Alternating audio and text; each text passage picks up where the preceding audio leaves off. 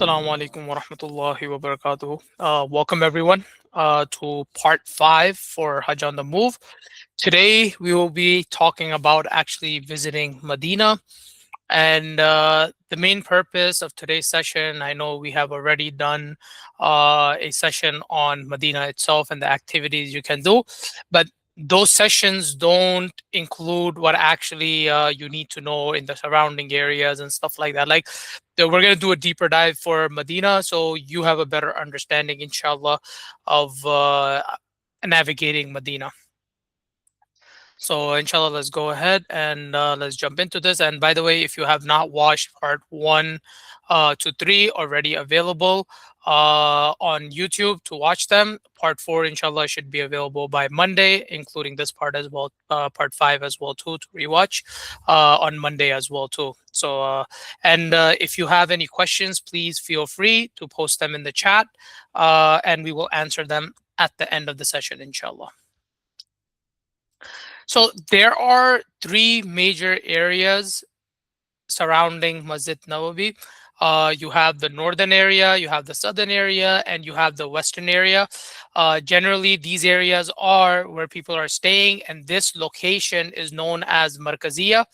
And this is very important to understand because depending on where you're staying, and maybe you want to go see a friend, maybe you want to go do an activity, maybe you want to go visit a restaurant, whatever the case may be, understanding the surroundings can really help you understand if you're trying to go give salam, where can you go from? If you're trying to go and pray in the Roda, where do the permits, where do you line up? So all these things, they all play a big role in depending on the area you're staying in, to actually have understanding what you can do and what is around you in your surroundings. So this is a general map of Masjid Nabawi, and over here you can see the graveyard of Baqi, and this is Haram over here. All right, and this area over here, this will be considered the northern area. This is the Babu Salam area and also known as the western area. And this area is the southern area in front of Masjid Nabawi. So you may be thinking, how does each area affect me? Why does it matter where I stay? Is it just distance? Is it something else? What can we actually understand from each possible area? So number one thing, just talking about, we're going to start off with Baqi first. Visiting Baqi, where I'm marking right now, this is where the entrance for Baqi is. So you enter from here, is generally open after Fajr prayer and after Asr prayer. And with each prayer, you will be attending a janaza, a funeral prayer that happens after every single prayer. Pretty much 90% of the prayers, actually 95% of the prayers that you will be doing in both Makkah and Medina, there will be a funeral prayer afterwards. So after every funeral prayer, you can actually, if you want to go experience a burial experience that happens in Baqi, try to pray in the front side. They generally exit from here on carts and they take them into Baqi to take them for the burial for anyone that's being buried. So this is something that you can do if you're trying to experience Baqi, and if you want to just do a general visit, that's after Fajr and after Asr prayers. Again, and another thing to understand is this way facing down is the Qibla, towards the southern side. So the Imam is approximately somewhere around this range. And in order to join the prayer, you need to go behind the Imam. So this is one of the things that happen when you're staying in the southern area of Masjid Nawawi, is you will actually be walking from any of these hotels. You will go inside the courtyard and you have to go and join behind the Imam in order to join the prayer. So this is an important factor that you need to understand. This is the area that gives you the most beneficial, the northern area. From here, let's say you exit your hotel, you will go and you can join the prayer right in the courtyard where you see these umbrellas, you can join the prayer right in the courtyard. You don't necessarily, if you're a little bit late, you will see many people praying outside, and you can join the prayer from right outside. This was an extension that was happening. I'm not sure whether they're going to restart it, but this whole area is not relevant to us right now. There is no housing over here at this time or any extension for the haram.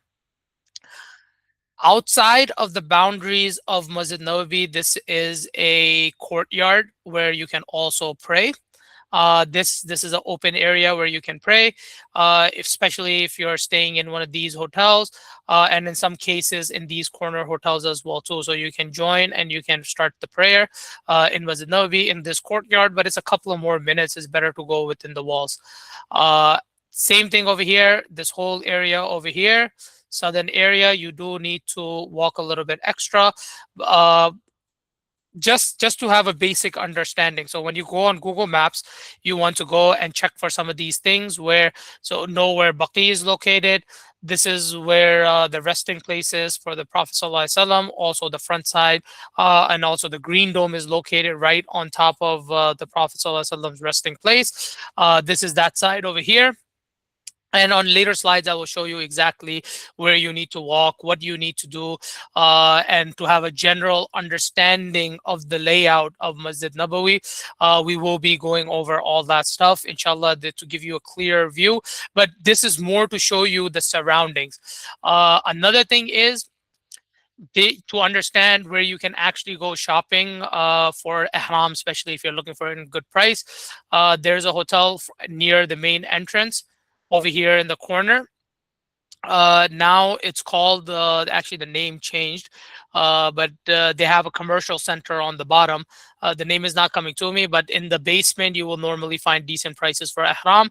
And if you're staying in this area, if you actually cross this road and go in the back, there's Masjid Bilal, where you can actually get some pretty decent prices. It's a big market where you can get decent prices for ihrams, just an FYI, and other shopping items. So getting gifts and stuff like that, especially if you're picking it up in quantity, it's always a good idea to go to a shop where you can get better prices. Moving ahead. So what we were looking at previously, now you have to also understand the direction has changed. Now the top portion, this is actually the southern courtyard of Masjid Nawawi. And this will help you understand where you need to go and for everything. And this is especially for the women. So this is the area for the green dome. This is the backside. Qibla is facing up over here in this map. And as I mentioned, all the areas in there. There is internal. This is actual masjid that you can go and you can pray inside. This is Masjid Nabawi.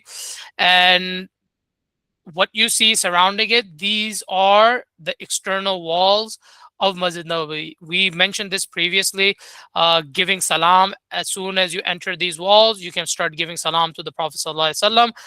That is the external walls. And inshallah, we will be sharing this with you as well too. We will have a downloadable version available on our website, inshallah, soon for this map as well too, to have with you for your preparation. So the first thing, the women's area. The back is also important, the backside of Haram, because it's easier access to the women area. You have two women areas within the masjid, and their courtyards are directly outside of that part. Men are not even able to enter the courtyard area for the women, and rest of the masjid is this whole area that you see, other than the one in pink. This is all men. And outside in the courtyard, if this area completely fills up for the women, sometimes you will see them occupying even further outside in the courtyards over here. So these are some things to actually keep in mind, and this is a general overview, and this is so you can have a better understanding. Even for the salam, this is Babu Salam over here. And what you will do is it's not like back in the days, maybe you have visited before the pandemic. So now the area is a little bit different. They have a walkway that is going in like this. They have barriers, and they will take you into Babu Salam in order to go perform your salam. Then you come out, that is as usual. So these are some changes that have happened. And just to give a general overview, this is where everyone is entering in. for the roda, whether men or women. This is the gate, but you will be going with group permits. So this is not something you need to worry about too much. You will be going in as a group. So you will be going together, the men going at a separate time and the women going in at a separate time. So after viewing this, the advantages of, I want to move back one more slide just to go over this. Again, this is, it's kind of, that one is facing up. This one is actually facing up, is north. That one is facing up is south. So I want you to keep that in mind. So some of the benefits of these areas are, what you see in the front is every time the men go for the prayer, they can always go and give salam before they are returning back. So this is one of the benefits you get in this area. This area, also, another benefit you get in the southern area is going for the roda is a much shorter walk, but that is a one-time activity. The northern area, the benefit you get is joining the prayers are very easy. And some of the downfalls are you do have to walk much longer to go give salam, and you also have to walk much longer to go join for your permit. So these are the two downfalls.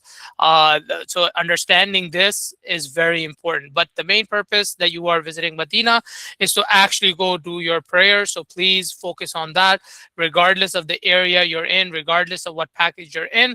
Your focus should be to go and pray in Masjid Nabawi. So there are some sites near Masjid Nabawi that you will be visiting. We already mentioned the Roda, praying in the Roda, giving salam to the Prophet Sallallahu Alaihi Wasallam. We also mentioned this. We also mentioned Jannatul Baqi, graveyard of Baqi, and performing daily prayers within the masjid. Other than this, I do want to mention there are other sites too that you can visit. You have Masjid Gamama over here. You have Masjid Abu Bakr Siddiq. You have Masjid Ali over here. These are all historical sites. This is also the site where, after the passing of the Prophet ﷺ, where the Sahabas met to do mashwara, who to make the leader of the Muslimin, to decide on a Khalifa, where Hazrat Abu Bakr Siddiq was selected. So this is that garden over here. They were doing construction over here, so it's possible it's going to be open by the time we reach there for Hajj. It's possible that it may still be going on. So these are just some sites that you can visit. We already mentioned the graveyard of Baqi is on this side, and we already mentioned where you go for the salam. This is where you're going for the salam, and this is the resting place of the Prophet ﷺ, and right next to that is the Roda. So inshallah, moving ahead, these are places close to Masjid Nabawi where you can actually go and visit. And then moving ahead, important locations where generally these locations are covered during your tour for Medina. So this will be your tour covered by the service provider, where you will be visiting Sabah Masajid. And these are some questions that you may have right now. I can give you a brief understanding on each location. So Sabah Masajid is the location. Sabah means seven, so it means seven masajid. Not all of them are there anymore. Some of them they actually broke them and make them into one larger masjid, and there's still few remaining over there, other than the main one that you see in the picture, the top picture. This is the location closely associated with the War of Khandaq, the War of the Trenches. So this is a very historical location because of that reason. Then you have Quba Masjid, Quba Mosque. This is the first masjid in Islam, and this is also a location where you should be frequently visiting, maybe every day after Isha prayer. Other than the tour, each time you purify, there's a hadith of the Prophet ﷺ that when you purify yourself from home and you go to Quba, pray 2 rakats, you get virtue of doing a umrah. So utilize this. This is not a huge expense. These days, there's also some trolleys that go. There's a walking route as well too. It's about a 45-minute walk. If you're okay walking, I don't suggest to do that, especially if you're Medina first. So utilize this time. Go to Masjid Quba, grab a cab, make some friends, join with 4 or 5 people, grab a taxi, and go and try to go pray in Quba the 2 rakats on a daily basis, and utilize this time for the virtue of Umrah. Masjid Qiblatain is another historical location where the Sahabas they did one prayer while facing to Qibla. So when they started the prayer, they were facing towards Bayt al-Muqaddas, and a Sahaba was passing by and told them that, do you not know that the Qibla has changed? So uh, then they moved in one prayer and they started facing towards the Kaaba, and they started praying. So that's why this masjid is known as Masjid Qiblatain. Qiblatain means two Qibla. Also, if you visit the masjid, there's no extra virtue to go pray inside. But if you do visit the masjid, especially on the men's side, when you go inside, there are two mihrabs which show you which direction you need to pray. And the one that is facing towards Aqsa, so it's complete opposite side, you have to look up and you will see it up on the wall. There's a small mihrab on that side. It's a very interesting location to visit. If you have time on your own and you're not able to join the historical tours, definitely go visit Qiblatain as well too. Then you have the mountain of Uhud, which also consists a cemetery with the martyrs of Uhud, which the Shuhada of Uhud. You can go and pay your respects over there. And this particular location where you're paying your respect, there's a small mountain over there, and there's a whole story associated with that location. Inshallah, when you visit, whomever may be guiding you at that point, inshallah, they will give you the full details of all the locations, inshallah. All right. So this is a major question that has been coming up for a very long time about visiting the Roda. Access to the Roda is managed through official permits. There is no other way to visit the Roda unless you have an official permit. This is the sole responsibility of the service provider in Medina to actually obtain those permits, providing confirmed entry slots. And these are not individual entry slots. I want to clarify this very clearly, that these are not individual entry slots. So when you do go, you will go in as a group.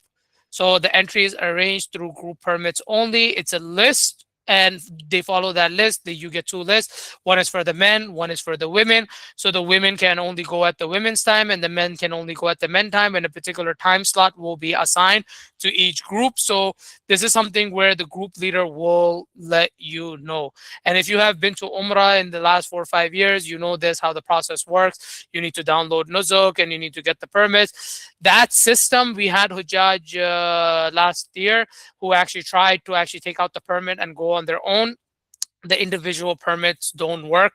You can try, it's up to you. Maybe you want to go once with the group, and maybe you want to go and visit once on an individual permit. There is no harm in trying. The worst that's going to happen is they're going to say no. So generally in Hajj season, they don't allow the individual permits that you're able to take out on Nuzuk. Pilgrims should follow group instructions for scheduled visits. So if let's say, for example, you were given a 1 p.m. time, and the group leader is not going to tell you to come meet in the lobby at 1 p.m. The group leader is going to tell you to most likely meet in the lobby 1 hour before, because you should be there by the lines that people need to make, at least minimum 30 minutes before over there. So if the group meets, and please don't get angry with the group leaders if you show up late. The group has to move. It's either the difference between waiting for one person and everyone misses their slot for the Roda, or actually the group leaves. So generally the group leaders are instructed to actually leave on time so everyone can make it for the Roda, and you have sufficient time to walk there, and you have sufficient time to get on the line without having any problems. So please keep this in mind. Follow all scheduled visits and times and instructions. This is very important. You don't necessarily need to carry identification, but if at this point, if you have your Nuzuk card with you, carry it with you. It's always a good idea to have the Nuzuk card with you. It does serve as a identity for you during the entire journey. So giving salam, you can give salam. I mentioned this before too. You can give salam anywhere around the boundaries of Masjid Nabawi. As soon as you enter in, you can start giving salam. The men can enter from Babu Salam to go and give their salam to the Prophet Sallallahu Alaihi Wasallam. And for the closest point the women can reach to give salam to the Prophet Sallallahu Alaihi Wasallam will be in the Roda. This location is right next to the resting site of the Prophet Sallallahu Alaihi Wasallam. So keep in mind when you do go for your Roda, also give your salam as well. This is very, very, very, very important. That is the closest you will get. But if you don't get the opportunity to visit the Roda, it's not the end of anything. You can still go give salam when you are within the boundaries. This should be some of the things that we are focused on when we are visiting Medina. These are the main aspects of our trip to actually go and visit. So if you look over here, you can see, this is the resting ground for the Prophet Sallallahu Alaihi Wasallam, and then over here, this is the resting ground for Hazrat Abu Bakr Siddiq, and this is for Hazrat Umar Farooq. Radiallahu an. So these are the resting grounds, and if you for the men, when you are walking in, you will be coming in from this direction. So you stop, you quickly make your salam to the Prophet Sallallahu Alaihi Wasallam, then you move ahead, you quickly make your salam to Hazrat Abu Bakr Siddiq and the Hazrat Umar Radiallahu an. So this is, you quickly move ahead, you give your salam, and you move out.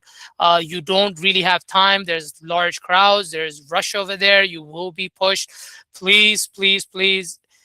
Be considerate of others. Just don't stand there and take your sweet time, because in Hajj season, if you can, go in the middle of the night. There is no permits required for giving salam. This is for men, by the way. So go in the middle of the night. There's no one there. Take your time giving the salam while you move out. But if you're there at a crowded time, like right after prayer, please move along very, very, very quickly, because this will cause some issues.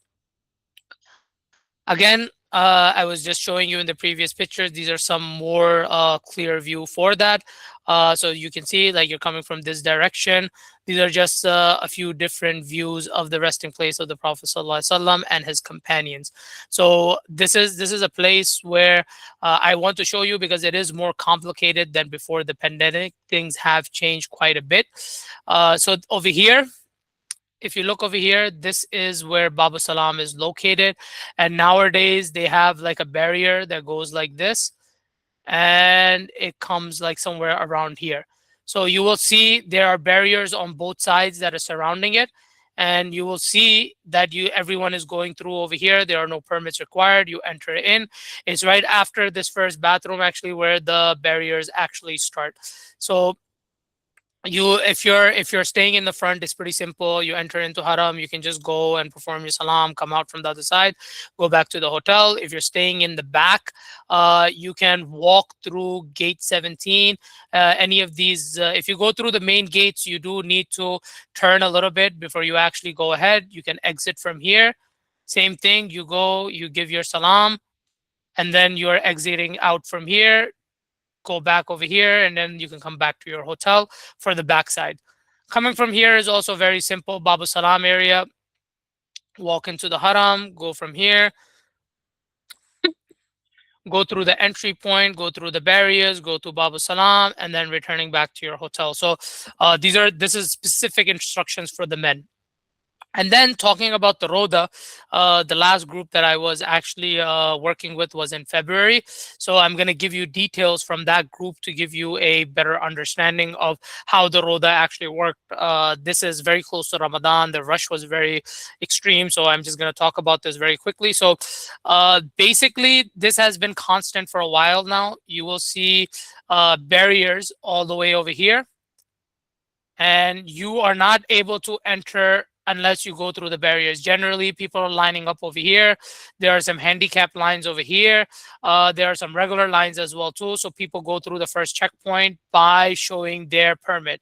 This is not going to apply to you with the group permits. The group leader will show it, and they will let the amount of people that are actually let in. So you're in the same next line.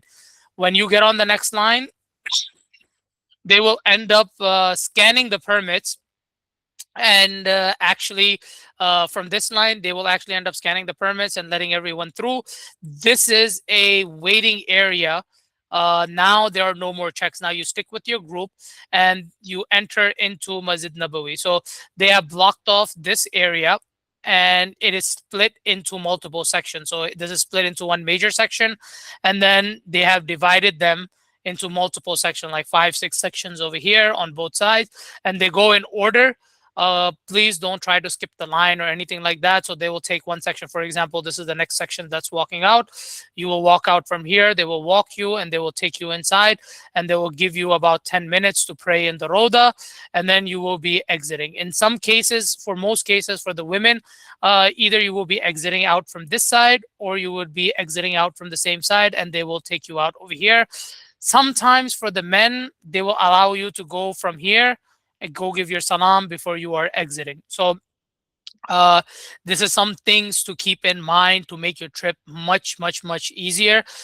So you have an understanding. Don't be worried. Sometimes this process can take upwards of a hour. So going prepared will be really good for you when you are going in and going for your whether it's for the salam or whether it's entering in and going through the whole procedure, waiting and going to the roda and actually praying in the roda.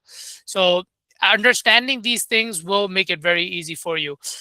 Just another couple of things, because the most people, they want to utilize most of their time, and sometimes we do get emergencies. We may need to use the restroom, we may need to renew our wudu, maybe we're spending a long term time in Masjid Nabawi, excuse me. So it's important to understand what else you can find in the surroundings. So over here, you will see there are these random numbers over here, and you might be confused on what exactly they are. So this is bathrooms. So they have bathrooms, they have wudu areas with them, and they also have a parking lot under Masjid Nabawi for people who come by car. They can park it downstairs, very simple fee. They pay that while they're exiting. So this is something that people do, and you can make your life easier too. You are spending time in the masjid, you need to use the restroom, exit. You will see clear signs for men and women bathrooms. You can go use them. Generally near the women area, you will find all women bathrooms. And then generally near the men areas, you will find pretty much all men bathrooms. And even there are some areas where you will go through to go to the parking lot for the family areas. There may be some areas where it's a family parking lot, but you may only have men bathrooms over there. So just read the sign. They have escalators. You take that escalator, you go down, and they have multiple floors for the bathroom. In most cases, there are 2 floors, so you can visit that as well too. In the southern area, facing the Qibla side, there are some museums as well too that you can visit in front. This is something that you can utilize with your time if you're interested. There are museums here, and there's museums surrounding areas as well.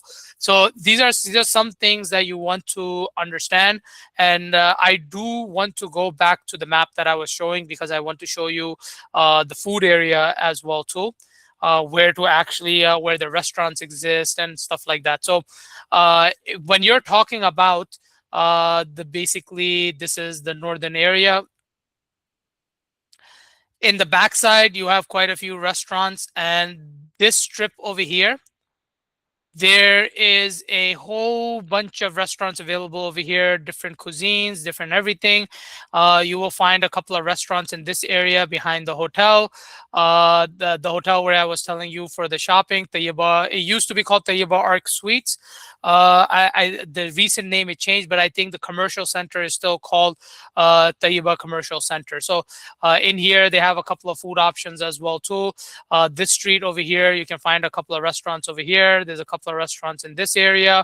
And please try to eat clean food. You have food included in your package. Try to utilize the food in the hotel. I'm just talking strictly, maybe you're getting bored of the food in the hotel and you want to go have a meal outside. This is the Masjid Gamama area. There is a few restaurants on this side as well too. You will find restaurants on this side as well too. And there are a couple of restaurants scattered throughout this area. This Saifa Park, this is a museum as well. So this is an amazing museum. I do highly suggest to visit it. And this uh, on the second, third, or fourth floor, I think they have a food court over here. You will also find some restaurants scattered in this area as well too. If you cross the road and you go towards Masjid Bilal, there is also plenty of restaurants on that road. Please try to eat clean food, protect yourself during the journey. And there are plenty of restaurants around too. So this is, you will find all type of cuisines. You're visiting an area where you have people visiting from all around the world, so you cannot go wrong. Go Google it, you will find a restaurant. But at the same time, your package does include breakfast and dinner, and in some cases your package may include lunch as well too. Utilize the food in the hotels. It's clean food, it's good food. You will have a better time as well too, to keep in check with your health. So inshallah, I'm going to proceed ahead. So that is it for my presentation for deep dive into Medina and understanding the surroundings. Inshallah, we will be sharing the maps and all related content, so you have an easier time also understanding. With that said, I do want to open it up for Q&A. Please feel free to leave your questions in the chat, inshallah, and we will answer them.